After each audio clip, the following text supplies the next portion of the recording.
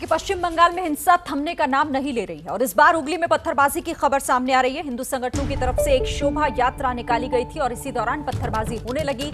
इस कार्यक्रम के दौरान बीजेपी नेता दिलीप घोष भी वहां मौजूद थे।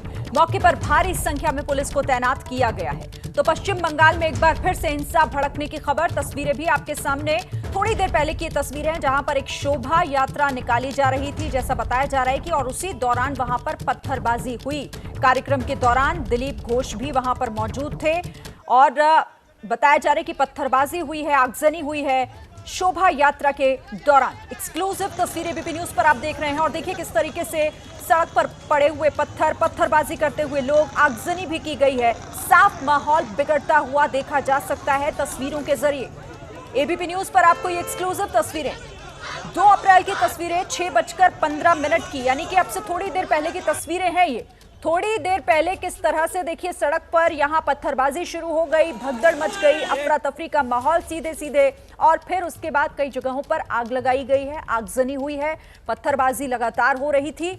अभी देखना होगा कि आखिर इस पूरे मामले में वजह असल क्या सामने रही, लेकिन फिलहाल शोभा यात्रा निकाले जाने के दौरान किसी वजह से ये माहौल बिगड़ा, पत्थरबाजी हुई, शोभा यात्रा को टारगेट पर लिया गया ऐसा कहा जा रहा है। 2 तस्वीरें आपके सामने हैं, देखिए आगजनी हुई है वहां पर और पत्थरबाजी की भी तस्वीरें आपके सामने हैं। शोभा यात्रा पर पत्थर फेंके गए, उसमें शामिल लोगों पर पत्थर फेंके गए। दिलीप घोष जो उस कार्यक्रम में उसी वक्त वहां पर मौजूद थे जब ये शोभा यात्रा निकाली जा रही थी, और उसी वक्त यहां पत्थरबाजी होने की वजह से माहौल बिगड़ता दिखाई दे रहा है। हिंसक माहौल एक बार फिर पश्चिम बंगाल में। अचानक से इस यात्रा पर पत्थर बरसाए जाने लगे और दिलीप घोष जो उस वक्त इस यात्रा में शामिल थे, उन्होंने क्या कुछ बताया है इसे लेकर एक बार सुन लेते हैं।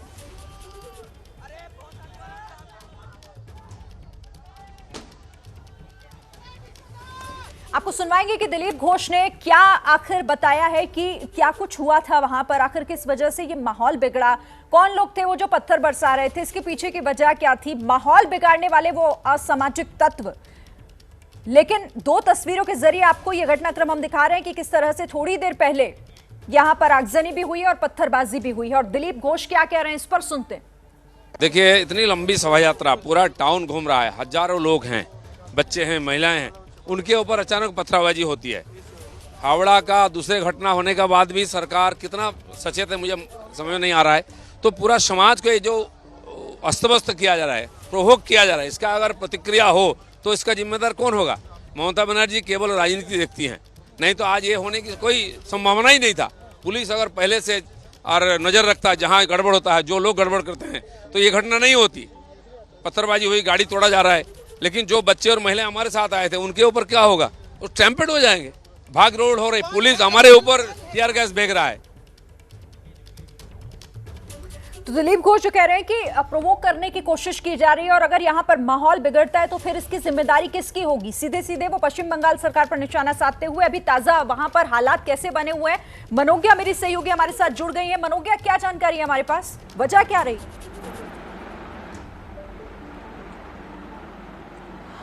देखिए, वजह बड़ी साफ है कि पूरा जीटी रोड यहाँ से लेकर उत्तर भारत तक जाता है, लेकिन कुछ इलाकों में इतनी सक्रिय हो जाती हैं गलियां और वहां पर बहुत ज्यादा स्थिति सेंसिटिव होती है, इतनी संवेदनशील होती है क्योंकि 2 गलियों में दोनों आसपास के समुदाय के लोग रह रहे होते हैं। और जिस समय ये शोभा यात्रा निकल रही थी, शाम का समय था, रमजान का वक्त है, रमजान का समय चल रहा है। ऐसे में शोभा यात्रा निकलने के समय जैसे ही दिलीप घोष वहां से हटे हैं, निकले हैं, उसके बाद से पीछे से लोगों ने पत्थरबाजी शुरू की है। पत्थरबाजी के बाद रिटेलिएशन हुआ है और रिटेलिएशन के साथ साथ व्हीकल्स यानी कि गाड़ियों में बहुत सारी वहां पर आग वगैरह भी लगा दी गई है। अब सवाल 2 उठते हैं। पहला, अगर पुलिस परमिशन थी तो क्या पुलिस की व्यवस्था कम थी? दूसरा, ऐसा ही क्यों होता है कि जहां हिंदू संगठन के इस तरह से रैलियां या शोभा यात्रा हो रही हैं वहां लगातार पत्थरबाजी हो रही है? अगर रूट दिया जाता है प्रशासन की ओर से तो उसमें उसकी सुरक्षा का ध्यान रखने की जिम्मेदारी भी प्रशासन की होती है। अगर परमिशन नहीं दी गई है तो ये बिल्कुल गलत है कि इस इलाके से शोभा यात्रा निकली कैसे। बीजेपी और हिंदू संगठनों का कहना है कि उनके पास सारी परमिशन है, जानकारी पहले दी गई थी, ऐसे में प्रशासन पर सवाल उठ रहे हैं। तो वहीं प्रशासन का कहना है कि कई बार ऐसा होता है कि इन रूट्स की वजह जिस जगह से गाड़ियां निकली हैं या हावड़ा में हमने जो देखा जिस तरह से स्थिति बिगड़ी, उस पर भी सवाल उठे थे कि पहले दिन रामनवमी के दिन पहले पत्थरबाजी हुई, उसके बाद दूसरे दिन पत्थरबाजी हुई और आज ठीक 3 से 4 दिन के अंदर आप लगातार देख रही हैं कि गुरुवार से लेकर बृहस्पतिवार से लेकर अभी रविवार 4 दिन के अंदर ये दूसरी घटना है। दोनों जिले आपस में मिले हुए हैं, आपस से सटे हुए दोनों जिले हैं। हावड़ा बिल्कुल मनोज्ञा, और यहाँ पर जो तस्वीरें आ रही हैं वहां से दर्शकों को डरा देने वाली, ये हैरान करने वाली तस्वीरें कि आखिर ऐसा मुमकिन कैसे हुआ। ये विचलित कर देने वाली तस्वीरें, किस तरीके से आग लगी हुई है और जैसा मनोज्ञा मेरी सहयोगी बता भी रही है कि वहां पर कई गाड़ियों में आग लगा दी गई है। आग की लपटें ऊंची ऊंची उठती हुई साफ दिखाई दे रही हैं। संकरी सी गली है ये, और यहाँ किस तरीके से माहौल बिगड़ता हुआ, पत्थरबाजी हुई पहले बताया जा रहा है जैसा, और उसके बाद यहाँ माहौल इतना बिगड़ गया कि आगजनी की गई। एक दूसरी तरफ पत्थर खूब चले हैं यहाँ, वो भी थोड़ी देर पहले हमने आपको तस्वीरों में दिखाई। देखिए दूसरी तस्वीर भी आपके सामने है और ये थोड़ी देर पहले की तस्वीर है, 6:15 बजे के आसपास की तस्वीर है। किस तरह से पत्थर फेंके जा रहे हैं, पत्थरबाजी लगातार हो रही है, शोभा यात्रा निकल रही थी यहाँ से, लेकिन फिर ऐसा क्या हुआ कि अचानक से माहौल पूरी तरीके से बिगड़ गया, बदल गया। और जो पश्चिम बंगाल में होता रहा है वो तस्वीर